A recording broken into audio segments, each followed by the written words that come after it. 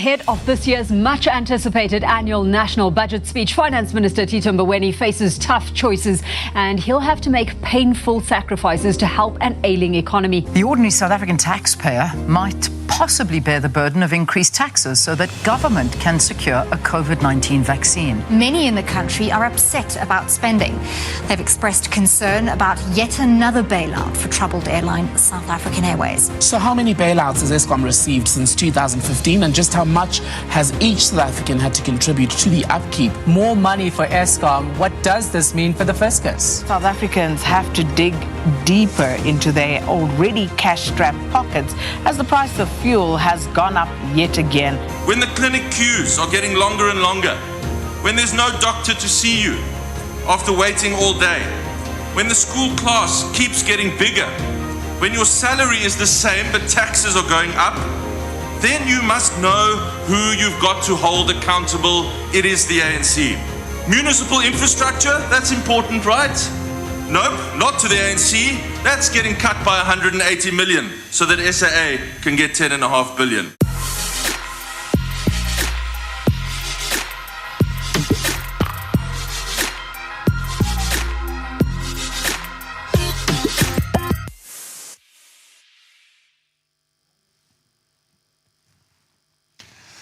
Good morning, everyone, and welcome to the DA's Alternative Budget Press Conference for 2021.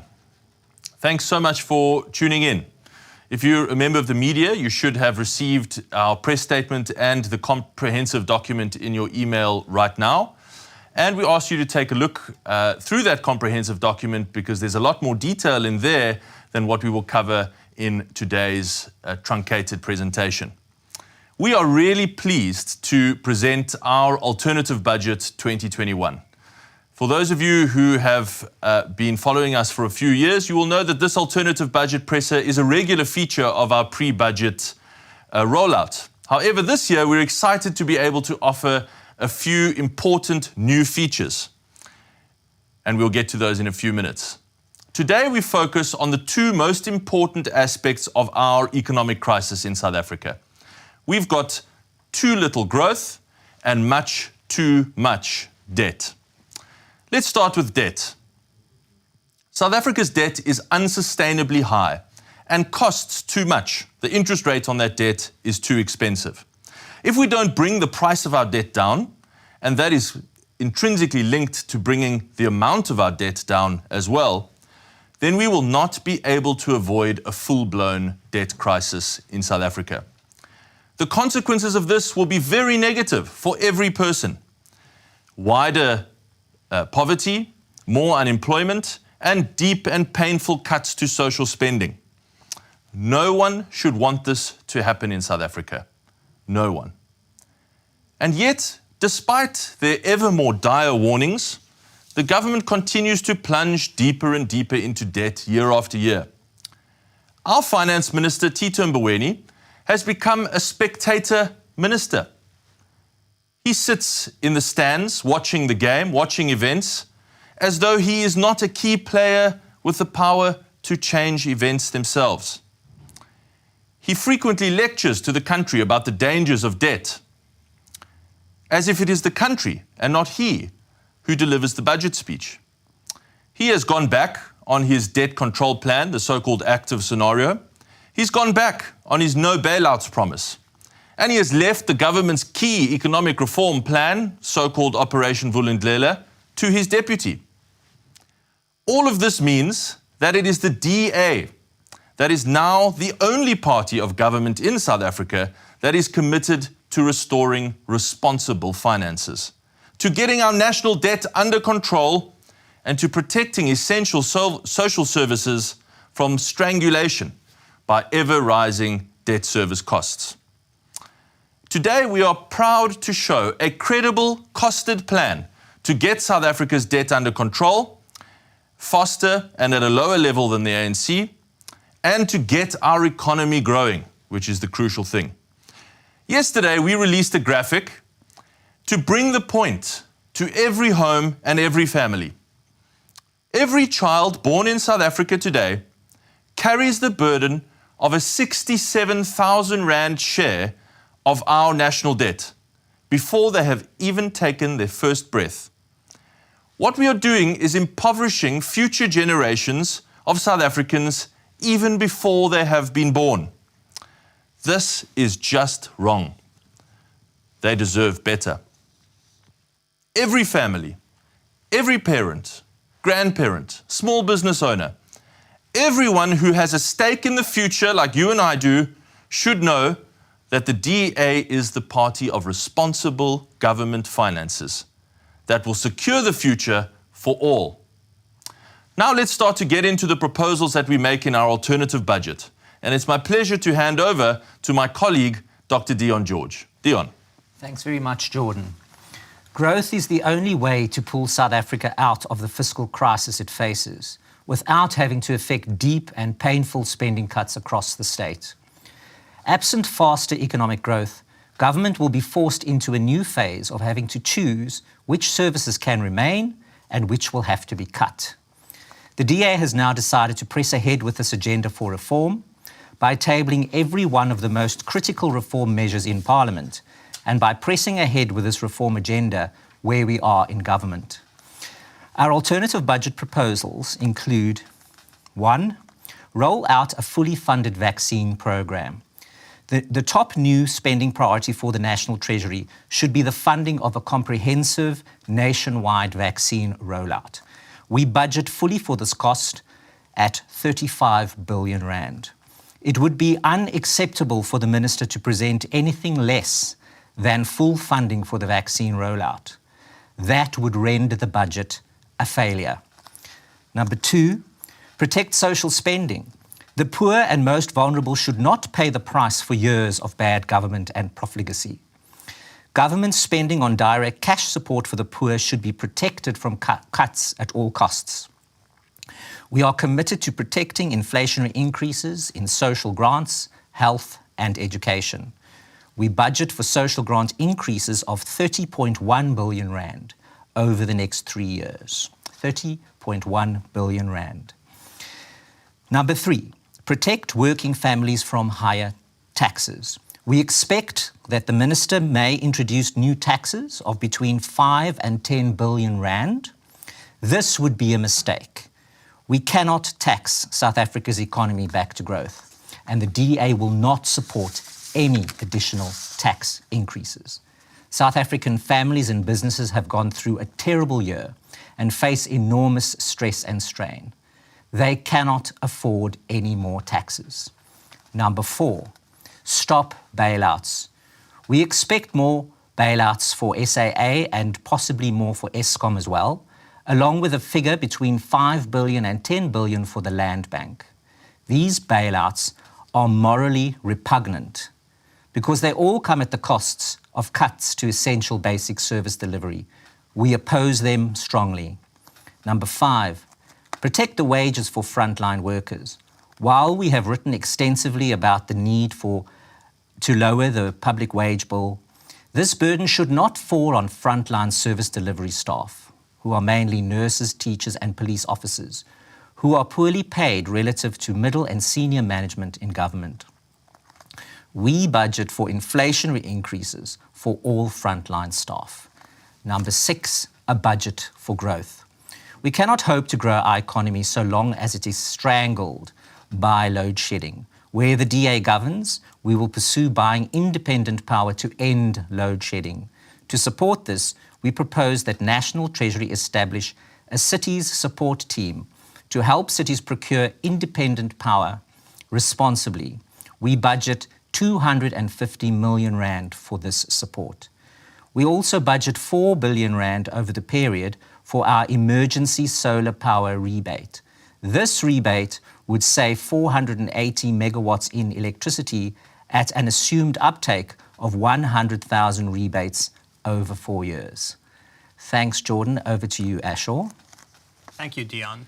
So the DA makes several core proposals for savings. And while we appreciate that it's not easy to cut budgets, it's far preferable than what will come if South Africa is allowed to descend into a full-blown debt crisis. So we choose to protect services for the poor while focusing cuts on the rest of government. And we show that without any nominal spending cuts, and by freezing nominal allocations to the October 2020 limits, we can protect the country from heading over a dreaded fiscal cliff. Firstly, we propose cutting the public wage bill. The DA proposes that cuts can yield savings of 116 billion rand over the medium-term expenditure forecast. Secondly, we propose reducing 9,000 posts in the public service, but we achieve this in order to save 29 billion rand over the medium term by reducing the number of millionaire managers in the civil service.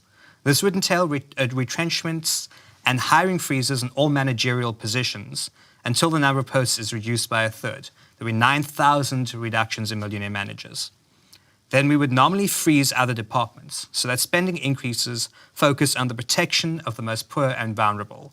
The DA suggests that all other departmental budgets are maintained at their nominal amounts appropriated in the 2020 medium-term budget policy statement.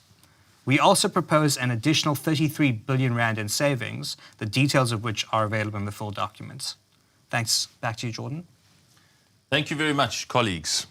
Now we get to some of the modelling that we've done for this alternative budget, which I really look forward to showing you. For the first time, the DA is also able to show modelling for how our proposals, which my colleagues have just laid out, would get national debt under control sooner than the ANC. And that graph has just come up on screen. We model the spending proposals that we make in this alternative budget and the resultant savings in debt service costs, and we compare this, shown on the top line, to the ANC government's debt forecasts. This shows that with very achievable spending cuts, and while still protecting essential social spending and frontline staff wages, the DA can turn debt around by the 2024 financial year and at a full 2.5 percentage points of GDP lower than the ANC. What does this mean for debt service costs? We then show how the DA's success in restoring debt sustainability sooner means less in interest. And when the government spends less in interest, it means they have more money for other essential spending. By 2024, our model implies a saving of a massive 10.5 billion rand in debt service costs compared to the government's model. This is 10.5 billion extra rands that can be spent on higher or new social grants or investment in infrastructure to get the economy growing, or on reducing our debt even more so that these savings can be compounded later. But here is the most important message of the day. With a faster growing economy, many of the crises that South Africa faces would be eased. I just want to repeat two of the most important positive aspects of growth that are worth emphasizing over and over again. Firstly, when their economy grows, unemployment goes down as new investment floods into the economy. When new investment is coming in and more people are working and more businesses are starting, then tax revenues go up as well without any need to increase new taxes. So it is entirely possible for South Africa to roll back poverty, to provide much greater support for those who need it most. We also can invest in infrastructure and smart cities. We can do all of these things and more if and only if we can reap the benefit of sustained higher economic growth. Growth is the answer. But the converse is also true. So long as our economy is not growing and stagnating, we will not be able to afford those things. This is why it is so important to make meaningful progress on a program of wide-ranging economic reform. And that is why the DA is so obsessed with achieving this higher economic growth. The last model that I want to show you today, and by far the most important, is to model the cuts that we've made and the savings that we've identified today, but crucially, with an extra 1.5% of economic growth in the economy. And there again you see the ANC's line at the top and the blue DA line, what happens to our debt with slightly faster economic growth. This is not miraculous growth. This is not pie in the sky 6% economic growth that we know is extremely difficult to achieve. This is modelling 1.5% extra economic growth. Now, we know that there's some credible commentators who have said that sorting out Eskom alone, sorting out load shedding alone, would add an extra percent to our economic growth already. So if we just resolve that one problem with some of the proposals that Dion has outlined today, we can almost get to the model that's on the screen. And you see what happens to our debt problem. With slightly higher economic growth, our debt problem basically disappears. And if we can do even better than that with the economic reforms which the DA is now going to table in Parliament and where we govern, then that picture looks even better and better. So we have shown how achieving economic growth of just 1.5% more above the current growth rate resolves our national crisis. And that is why the DA is the party of growth in South Africa. That is why we obsess so much about this economic reform project, because we know it is the answer to our national economic and financial crisis, and it is the answer to our unemployment crisis and our poverty crisis. Today we have shown, in summarized form, remember all the detail is in our much longer document which is available on our website immediately now, but we have shown that the DA is the party of economic growth in South Africa and the only party with a credible and costed plan to fix the ANC's debt crisis. This is fairer for our citizens now, and it is fairer for future generations of South Africans who will not be lumped with this enormous mountain of debt. We have shown how we will protect social spending, protect frontline service wages, and still bring debt down, leaving a more prosperous country for future generations. Thank you so much for joining us to watch this presentation of the DA's alternative budget. The media can stay logged in on the Zoom link because we'll take questions after this short break. But we say goodbye to the public who are watching this and thank you so much for tuning in. God bless.